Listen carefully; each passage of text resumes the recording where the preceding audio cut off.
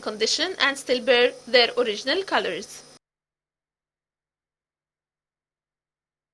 Welcome back, ladies and gentlemen. Indeed, a remarkable discovery that should attract the eyes of the whole world and is expected to bring more tourists to Egypt. And in order to know more about this landmark discovery, we're very much honored to have with us over the phone Dr. Bassam Shamaa, our renowned Egyptologist. Good day to you, Dr. Bassam. Good day, and thank you for having me. Dr. Bassam, what is the significance of the discoveries announced by the Ministers of Antiquities today? This is Saqqara, one of the vastest cemeteries and necropolises in ancient Egypt, with Abydos in Upper Egypt, marks two of the most important cemeteries and religious cult centers in ancient Egypt. We're not talking only about ancient Egypt, when we are talking about the Old Kingdom or the New Kingdom or the Middle Kingdom. We're talking also about what we like to call in Egyptology the late period, which is like the 26th dynasty, for example. And from there, and from that time, we're talking almost 2,500, 2,600 years ago, the ministry today shocked us all, a beautiful shock, which we were expecting. So this sentence is quite awkward, shock which we were expecting, because the statue that they actually showed us is an amazing masterpiece. And I was so proud that the minister was repeating that over and over again during his speech today. It seems that Dr. Anani himself also was amazed at the craftsmanship of this statue, of course, plus the coffins, of course. The coffins, or the cachette, if you like, is an amazing question mark. Why would the ancient Egyptians put in a deep shaft, in a chamber, or more than one chamber, a huge number of coffins and sarcophagi, not belonging obviously to one person or to even one family, and it is of high priests and high officials and courtiers. Why would they like to put all of this in one place? Why they were not put and placed each in every tomb of his own? That's a question that we asked in Asasif some months ago, if you remember. And the excavation of Asasif in Upper Egypt, same thing. Why would they like to put the coffins over each other? Unless it is the same idea of the cachette or the khabia in Arabic, which is that the people at a time thought that gathering all those coffins will guard those people and will guard those mummies from and protect them from robbery and looting. Probably. This is a question mark. Yes. But I'll take you back again to the statue. The statue is that of a man called Pa-di Imen. Pa-di Imen is a popular name. It's like one of the popular names that we have today in that period of time. And the statue is made out of bronze, 35 centimeter high, so it's quite remarkable. And it is also inlaid in turquoise, and turquoise, as you well know, was brought from Sinai in ancient Egypt. Talking of Sinai, I'm talking of our victory of the 6th of October. The link is here. And it is also in lapis lazuli, so semi-precious stones, and it is that of a deity in ancient Egypt called Nefertem, like to be called nowadays Nefertum, but in hieroglyphics is Nefertem. A lotus flower is coming out of its head, and because the ancient Egyptian cult and mythology believed that sun arose from a lotus flower. Okay. So the relation between Nefertem, Pa-di Imen, the deceased, the owner of this statue, and his name is carved on it, on the bronze statue. So the relation between the sun and the statue, sun here is S-U-N, and the second most important thing about that is that it's all excavated by Egyptian hands, something that makes a person like me very happy, as I was asking for years and years and years. And now in the last 3 or 4 years, I'm actually monitoring a fantastic job made by the Egyptian hand. Yes. Dr. Shamaa, you mentioned something about the coffins that were discovered and how important they are. Minister Khalid Al-Anani said that they belong to nobles and priests. Do we know any information about those coffins? I don't. And it seems that the latest that I read about the excavation, that they're saying that it is going to be declared in its time. And I think good job that the minister and Dr. Waziri, the very active Dr. Waziri, the guy never sleeps. I mean, I send him questions on the WhatsApp like after dawn, and he will reply. And I want to know when this guy sleeps. That's what I want to know. Yes. But anyway, that's beside the point. So the good job that they declared today, and they announced today that they did not actually declare a great deal about the information about who are those guys and what's their names and so on. And the reason for why I'm happy about that is, even though it's quite frustrating for a guy like me and yourself and the people who are interested, all the Egyptians, all the world, is because we want to know more. But the interesting thing is that an excavation like this, my dear, should take its time in studies. We don't have to rush things. But here is a question I'm going to leave you with, and I'm going to leave all our viewers with. Okay, think about this question from Bassam here. Now, all those coffins, when they are opened, okay, we don't find in them, inside the sarcophagi, we don't find papyrus rolls. Uh-huh. We don't find papyrus manuscripts. And what does that mean? Exactly. What does that mean? Exactly. Here is my 40 years of modest experience in reading Egyptology. And I'm asking you and asking myself, and I'm asking Dr. Anani and Dr. Wazi, I'm asking everybody, where is the papyri manuscripts? Are they going to be surprising us in the new excavation? They will be inside some of the coffins, perhaps. Are they buried somewhere in another cachette beside that cachette? Okay, here is a proposal. Did the people at that time not think it was necessary to put papyrus manuscripts in coffins like their ancestors used to do? Because, like, papyri was placed on the mummy in many cases, on the mummy itself.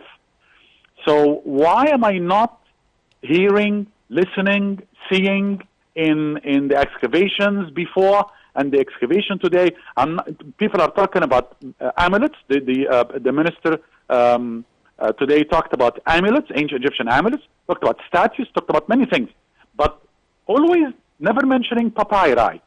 So that gives me and leaves me with three proposals very quickly. One, no papyri in coffins at that period of time because they thought it was not necessary and it is a change in the cult.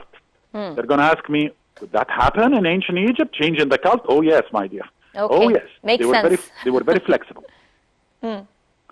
Two, very quickly, the papyri is somewhere in Saqqara, in a cachette of its own. It is another proposal. I don't know, but it's a proposition.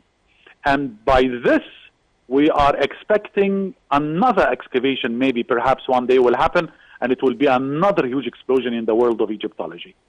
Why? Because papyri will give me more information. More information than more answers, mummification. actually, to the questions that popped up in our heads the minute we heard about the discoveries. I mean, the papyrus issue, the identities of the people who belong to these coffins. So many questions, actually.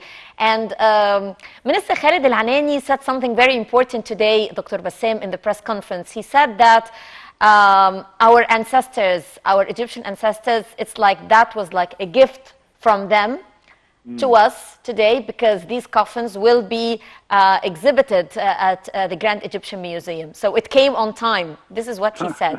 How do you comment I on like that? the way how this is a very, by the way, romantic phrase. I mean, I like it's a very romantic phrase. He's linking. I guess maybe that's because he was one day also a tour guide like myself. Yes. We like to make those links in our talks to the tourists and to the people who are interested in our culture. But you know what else did he mention that attracted my amazing attention? Yes, is please. the step pyramid of Saqqara. He also mentioned how the step pyramid restoration has ended. And wow, I mean, we never thought that's going to happen in a short time, because it was always, the UNESCO was always keen to know what's going on in the step pyramid. It was quite a debate, to tell you the truth, among us we people reading Egyptology. Why? Because why are they taking too much time to restore it and so on? Well, he told us that it's been opened or reopened many months ago, and I monitored that some months ago. But due to COVID-19 and God release us from this, inshallah, is maybe it didn't take the enough media in the world, and that's what he mentioned today as well. The step pyramid is the oldest big stone construction in the world's history. We are talking about 60 meters high, 6 unequal steps. We're talking about the genius Imhotep, and please, it's Imhotep, because I mean, some people are still calling him Imhotep. There is no Hotep in hieroglyphs. Imhotep. Imhotep means he who comes. I remember you used to tell us this information, Dr. Bassam, when we hosted you here in the breakfast show on Now TV International. You remember this? Yes. Yeah, I remember that very well. Yes, always trying to take any chance to correct, you know. Yes, you're a professor, so it's always a good chance to learn more about that. But you commented on the statements made by Minister Khalid Al-Anani from a romantic perspective, but I would like to know how you see it. What is the message sent to the world? What is the message that this discovery is sending to the whole world? This is a smart question, because some people can tell you, well, Egypt is well known. You don't need to talk about Egypt to remind the people. Yes, we are well known, and Egypt is Egypt in the world, with Egyptology and with history and with other things, of course. But you always want to remind the people about the genius of those ancient Egyptians. And that's why I think the link that he made between the excavations and, you know, also the smart move that took place some years ago and still taking place in the Ministry of Antiquities, is that he invites the ambassadors and the councils to come to such events, because they themselves will be ambassadors. So the Grand Museum, and we're all, of course, awaiting the opening of this amazing construction. And today, the announcement of that all those coffins will be exhibited in the Grand Museum.